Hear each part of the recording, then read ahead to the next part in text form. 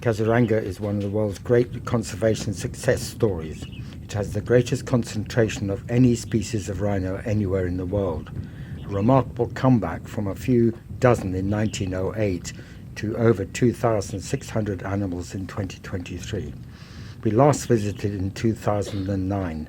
How will it have changed over the last 14 years? It is the 4th park we visit in our 5 tiger park trip of India in 2023. Kaziranga National Park is in Assam, the very east of India, near Myanmar, once Burma. It's a 4.5-hour journey from Guwahati Airport, where we land, to Kaziranga National Park. World Heritage Kaziranga National Park. Slow down animal corridor. The first signs that we'd reached Kaziranga were the animal corridors across the national highway. These corridors are vital for the animals to migrate from the floodplains at the time of the monsoons to the hills in the south. The speed limits and speed checks are there to try and prevent animal roadkills. Come on, you guys. Forest camp, anti-poaching camp. There's a rhino right over there. Yeah, it is. Yeah, rhino. It is. There's one rhino. Yeah. Our lodge is just over the highway that runs parallel to Kaziranga National Park, a short drive to all 3 zones we're about to visit. We have a total of 6 drives in the park, and we'll get to know the park well over those drives. Well done, driver. Good job. Thank you. Luggage goes to the right, and we go to the left. Our first task is to settle into our rooms, followed by lunch. Then for our first drive, we meet the team. Hello. I'm the first one. I don't know where the others are. And your name is? My name is Devojit. Say it again. Devojit. Devojit. Devojit, J-I-T. D-E-B-A-J-I-T. Devojit. Jit, yeah. Hello, Devojit. I'm James. Okay, sir. And he is a Bisu. Bisu. Hi. Bisu and Pradeep. Hi, Pradeep. Good to see you. Yeah. As we head out to the park, I want to recount a fascinating story about Kaziranga's creation. The story goes that in 1904, Lady Curzon, the Viceroy's wife, travelled to Kaziranga specifically to see the one-horned rhino. She was unsuccessful. But what she did do was ask that Kaziranga would be created into a reserve to protect its wildlife. So 1 year later, in June 1905, Kaziranga Reserve was created. Western Range of Bulgaria. 1 year after that, in July 1906, she died at the age of 36 due to prolonged near-fatal infection following a miscarriage and related surgery. Unknowingly, Lady Curzon's greatest contribution to this world was Kaziranga National Park. The major reason for the success of Kaziranga against the poachers is down to the fact that it has some 140 anti-poaching camps with armed guards. In February 2017, the BBC was banned from India's tiger reserves due to misrepresenting the facts surrounding the armed patrols, and I'll talk more about that later.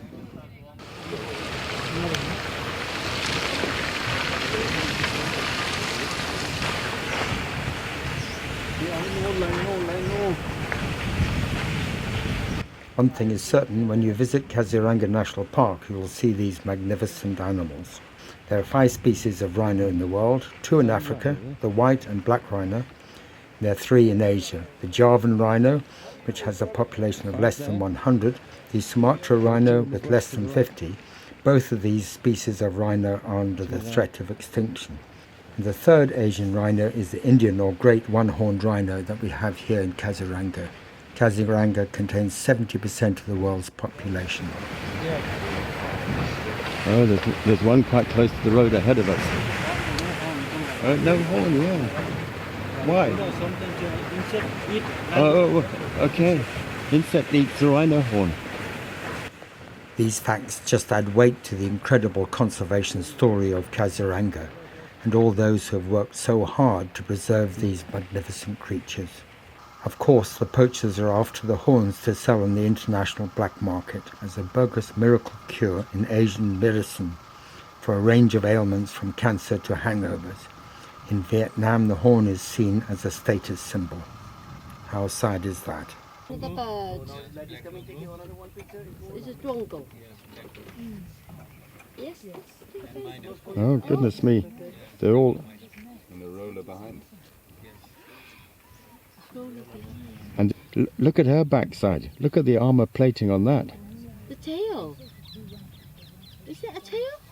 Yeah. Oh, That backside looks a bit like a mine tortoise. is it is it a drongo at the back on the baby? Yeah. The front of the elephant, you can see the rhino. Rhino also. The buffalo, yeah. Kaziranga is not only famous for the Indian one-horned rhinoceros, but it also has Asian elephant, swamp deer, hog deer. It is also one of the most important bird areas of India, with 490 bird species, half of which are migrants. Kaziranga is home to the world's largest population of Asiatic wild water buffalo. They have the largest horns of any buffalo or cattle breeds. There are two recognized types of wild buffalo in the world, Cape buffalo in Africa and the wild water buffalo in Asia. There are 22 breeds of domestic water buffalo listed. An adult female leads a herd of about 30 individuals, known as clans. The males spend the dry season away from the females and can form bachelor groups of up to 10 individuals.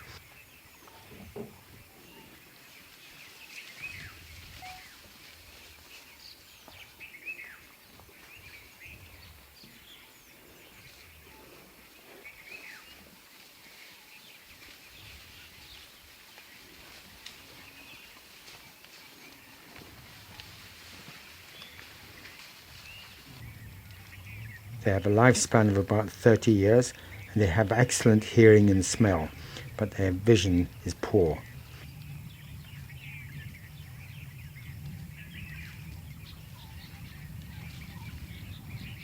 The wild water buffalo will consume local people's rice, sugarcane and jute crops if given the opportunity. Farmers have to stay on guard 24 hours a day to prevent their crops being destroyed. Interbreeding with water buffalo is considered by some people a concern, but one piece of research found domestic males are generally killed by wild bulls when they come in contact with each other. There's another bit of evidence that traditionally the buffalo herders of Assam did not keep bulls, as they let the wild bulls mate with their domestic females, as the calves they considered were much healthier.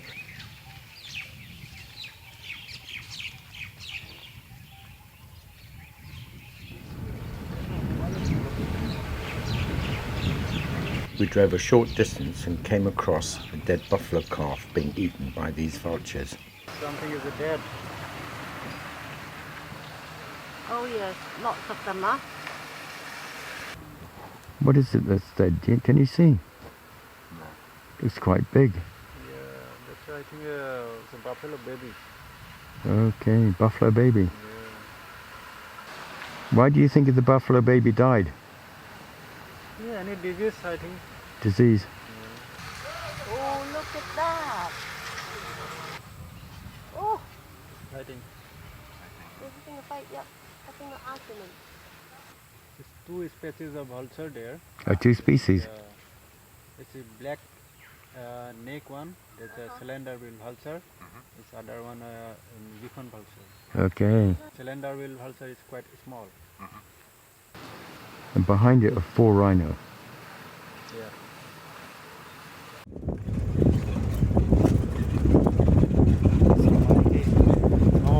Bramaputra. Now we see the river dolphin. Kaziranga is in the floodplain of the mighty Bramaputra. It's the world's 9th largest river by volume and the 15th longest, starting from a high-altitude glacier lake in Tibet.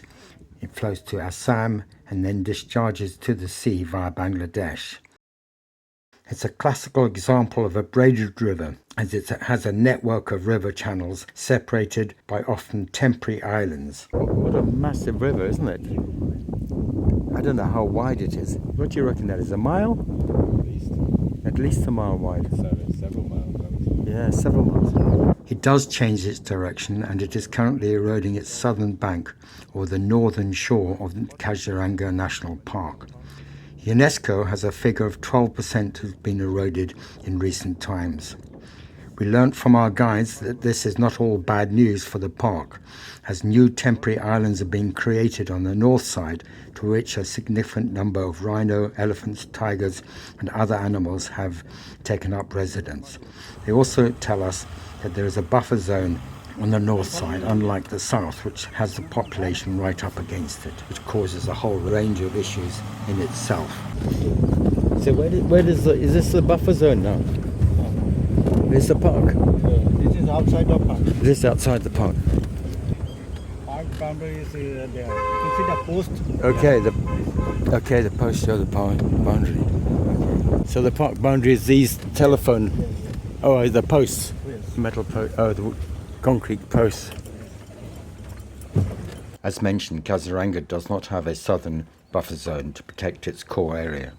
I don't understand the reasons for this, but it inevitably creates human-wildlife conflicts, which must make it very hard for the park authorities and state officials to manage. We talk about this later when we discuss the 2022 Status of Tigers report. As we drove into the eastern zone of Kaziranga Tiger Reserve, we came across something we had not witnessed before in any of the other parks: domestic animals in the core area of the park. The encroachment in the park.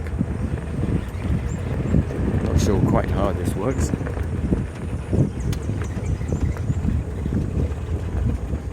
A couple of goats having a good old tussle at the end here. You can make them into curry. Repeat. Very good curry.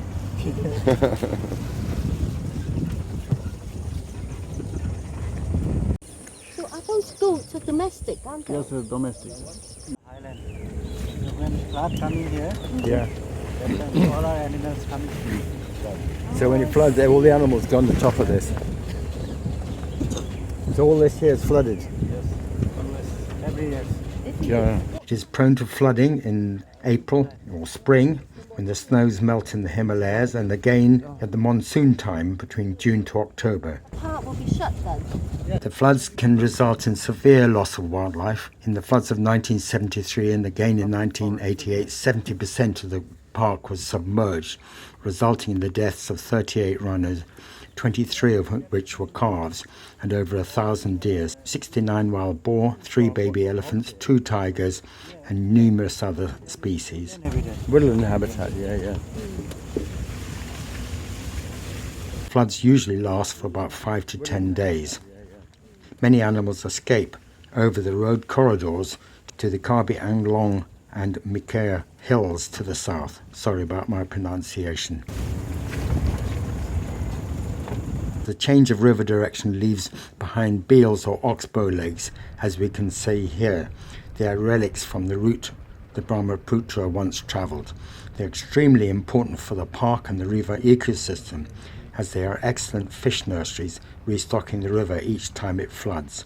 Also, they provide swamps and marshes.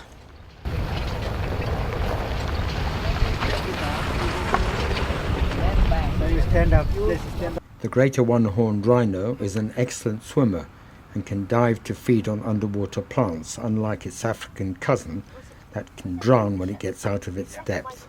You were saying that the poaching control of men who work, very tough job.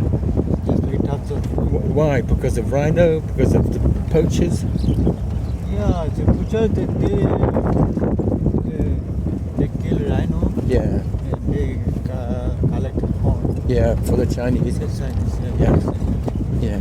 So now actually very less this is. Yeah. It's poaching is very less. Poaching. Yes. So is this a patrol camp? Yes. Not the elephant. Anti-poaching? Anti-poaching camp. Okay. What a good job they do. Kaziranga has over 140 anti-poaching camps, which employ over 500 armed guards patrolling the park. I mentioned earlier that the BBC had been banned for a period of 5 years from filming in tiger reserves due to misrepresenting the facts surrounding these armed patrols. I found an excellent write-up on rhino poaching challenges and the Kaziranga BBC incident on Save the Rhino website. I'll read it to you as it says so much. Save the Rhino says, since 2007, rhino poaching has intensified and poaching gangs have become more sophisticated in their operations and the weapons they use. In response, rhino conservationists have invested in improving security training and anti-poaching equipment, including firearms for rangers on the ground. Often dubbed an arms race, the perceived militarization of conservation has attracted support from many, but also caused concern in the pursuit of protecting rhinos. Are human rights being compromised? Save the Rhino's position is that shoot to kill should only be used as a last alternative and in self-defense. Anti-poaching rangers must do all they can to avoid killing a poacher. If a poacher refuses to throw down their weapon but raises them against the rangers, then rangers may fire. Sadly, there will always be a chance that lives may be lost in this exchange. It's a tough ask to face a poaching gang if you're carrying a torch and a phone and a GPS. In Kaziranga National Park, in the state of Assam, India, forest guards, the equivalent of rangers, were given the right to use firearms in July 2010 and protected under Section 197 of the CRPC, which provides them conditional immunity from court proceedings if they are to kill or injure someone in the line of duty. The issues of indemnity for armed wildlife guards is an important one, as rangers can risk being caught up in lengthy court cases and even prison while acting in the line of duty. Tensions reached a head in July 2015 when a 7-year-old Akash Orang living in a village near the park was shot in the leg by rangers, causing a life-altering injury. The incident occurred while rangers were trying to move a rhino which had strayed out of the park away from a village. Soon after, a BBC team visited the park to film a short news feature on the case, which generated headlines and controversially described Kaziranga as the park that shoots people to protect rhinos. Scout camp. One thing is certain, that without these rangers and armed patrols, Kaziranga would not have all the rhinos it does, so close to the demand in Asia. We have to pay huge tribute to these guards. As our guide mentioned to us, they do a superb job, and it's not an easy one at that. What have they got? It's one of those little again. Finally pulling forward so we can see it. Too. Oh wow. Wow. There he is.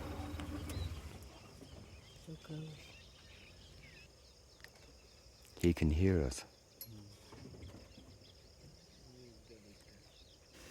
The one-horned rhino is generally a solitary animal. It prefers to live on floodplain grasslands where they once roamed freely. They eat a wide variety of plants, preferring tall, reedy grasses to the shorter variety. They also eat leaves and branches of shrubs and trees, fruit as well, and we have already seen they also go for submerged aquatic plants. They eat on average about 1% of their body weight. They have to drink daily to make sure they are hydrated. They are frequent visitors to salt licks to replenish their mineral levels.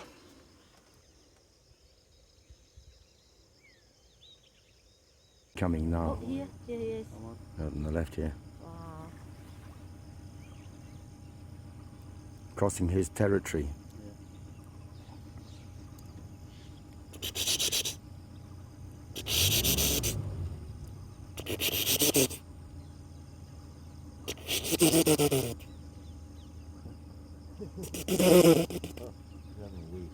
Go on.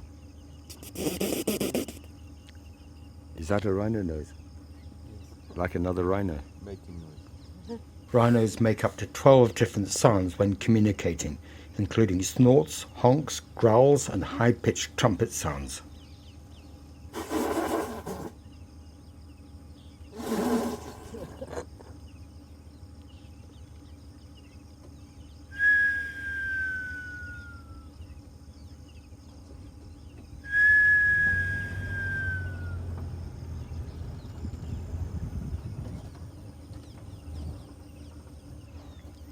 There's another jeep just drawn up behind us. There. He's also.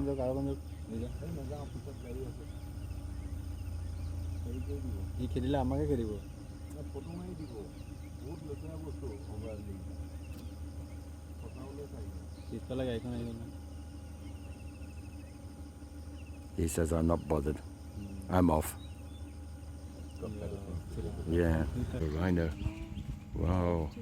Close. Gone into the bushes.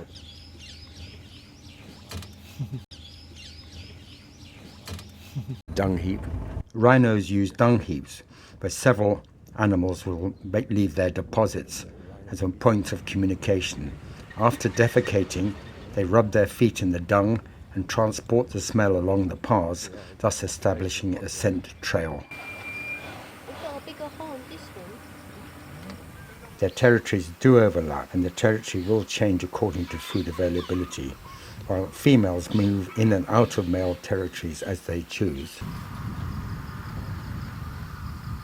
Females are sexually mature around 4 years of age. For males, it's about 9.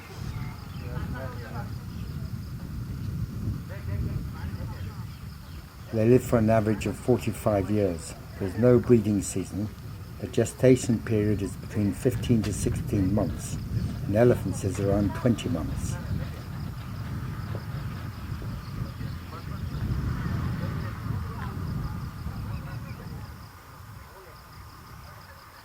A newborn rhino calf weighs around 60 kilograms and it drinks some 20 to 30 litres of milk daily. He's got a good horn, goodness me. The word rhinoceros means horned nose, and it comes from ancient Greek. And around the neck there's a bit of flap. Is that the male? It is not uncommon for horns to be 25 to 36 centimeters in length when they weigh up to 3 kilograms. The horn is made of keratin, the same protein that forms hair and nails or hooves in horses and antelope. The horn is used for foraging for food, not fighting, when they will bite each other. Males have loosely defined territories where they live alone and will defend them aggressively, and death from these fights is not uncommon. One more coming, so babies come out. Behind us. Oh, wow. Look at the horn. And the baby's there. Amazing. Females tend to be more sociable than males and do come together in groups called creches, as we can see here. The rhino horn only starts to grow once the rhino is fully grown. In other words, once it is 6 years and older. The bottom has got 2 eyes. Young calves are vulnerable to tigers. Only the African white rhino is larger in size than the Indian one-horned rhino. Tigers do you have here, roughly? Yeah, 121. Wow. 121 tigers. Whoa. Yeah. That's a lot. Lots. There should be more sighting, huh? Yeah, so weekly we can see 3 times, 4 times like this.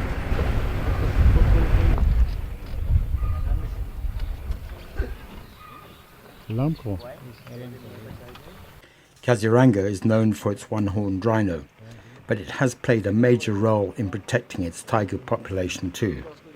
In 1972, there were 29. By the year 2000, 28 years later, the population had trebled to 86. A further 22 years, and they've grown to 121 tigers, more than 4 times the 1972 figures. Although we didn't see a tiger, there were a number of near misses during our visit.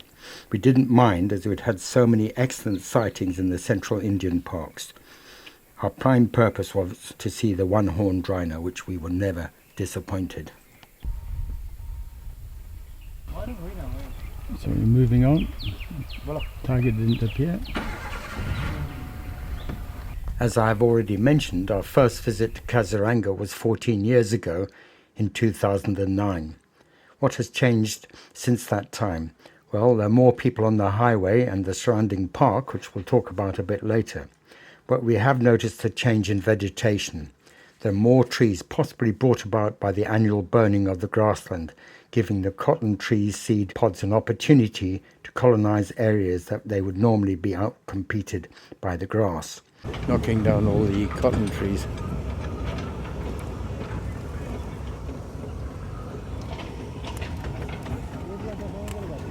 We can see that the park authorities have recognized this and are starting to pull these trees down.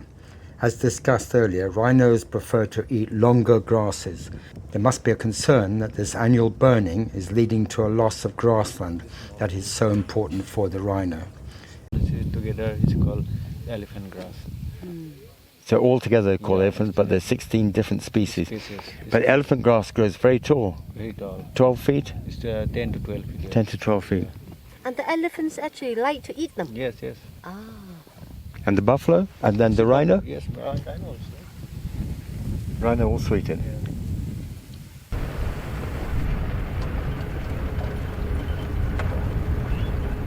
Kaziranga is very flat, lending itself to tourist observation towers, of which there are several throughout the park. They offer excellent viewing points.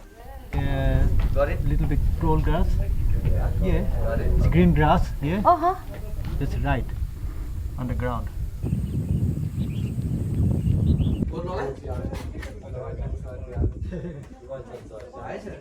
Making their way towards the end. Is it a group? Yeah. I can see the heads. There's another one rhino also coming out here. I want to stop for a moment, as I've done throughout this series of videos, and talk about what India is doing to conserve its wildlife. As I've said previously, I have huge respect for what India is doing. By focusing on the king of the jungle, the tiger, the top predator, it is installing a whole network of things underneath. If the tiger is effectively protected, so will the ecosystem that supports the tiger. In 2004, tigers disappeared from Sariska Tiger Reserve south of Delhi due to poaching and other factors. This prompted the Indian government to put in place an independent procedure called Management Effective Evaluation, MEE, to evaluate its tiger reserves across India. Each reserve's management systems and processes are evaluated against a set of criteria to ensure they try to provide the best levels of protection and conservation for its wildlife and the environment. A report has been generated every 4 years since 2006. The 2022 report is the fifth and was published in April 2023, and it makes interesting reading. The Status of Tigers 22 estimation report covers the 5 major tiger-bearing habitats of India. The first one is the Shilvalik Gangetic Plain. The second is Central India and Eastern Ghats. Third, the Western Ghats. The fourth, the Northeast Hills and Bramaputra floodplains. And the fifth are the Sundarbans. The report starts with a message from the Indian Prime Minister Narendra Modi, which is really good to see.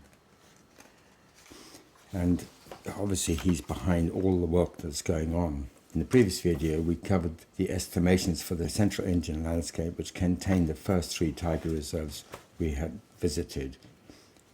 Kaziranga is our 4th tiger reserve, and it falls within the Northeast Hills and Bramaputra landscape. Sadly, the report states that there has been a decrease in the numbers of tiger population in this landscape in 2022. What I'm going to do is just look at these figures. What I've done is I've taken the figures from here, which is the 2022 camera trap tigers, and each tiger is identified separately in this survey. I've put them down the side here, and you can see the Shilvalik Gangetic Plains landscape had an increase on previous years to 804 from 646. The central Indian landscape, where we've just been to see 3 parks, it increased from 1,033 to 1,161.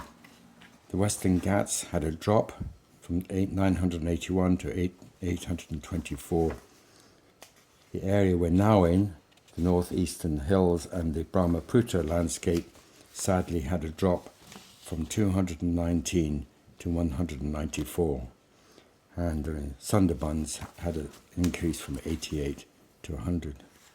This is the first time there's been a reduction since 2006, which must be very disappointing for all concerned. What does the Tiger report say regarding what's happened in this area? It says the northeast region of India holds immense ecological and cultural significance. Its unique wildlife species composition and high level of endemism make it ecologically important, coupled with its natural beauty and several indigenous communities. However, the region is currently facing several threats such as habitat loss, poaching, human-wildlife conflict, which necessitate increased conservation efforts. The region is home to several tiger populations. Although various tiger reserves have been established, only Kaziranga and Manas have sizable tiger populations. 9 tiger reserves have been established in northeast India. Got Kaziranga here and Manas here. They're the 2 that are mentioned in the report as having sizable tiger populations. The others, sadly, don't. And you can see them here. Dampa in the south. On the west, you've got Buxa, Orang, which we went to in 2009. Also, we went to Manas in 2009. You've got Namiri, we went to in 2009. Pak, Namdapa, and Kamlang Tiger Reserve. It's fantastic they've got these reserves. It'd just be lovely to see some tigers in them, and we wish them all the best, and so we can all come and visit and enjoy this beautiful part of the world. When we travelled to Assam in 2009, there was so much hope that tourism would help transform the local communities, as we've seen it do so successfully around the 3 central Indian tiger reserves or parks.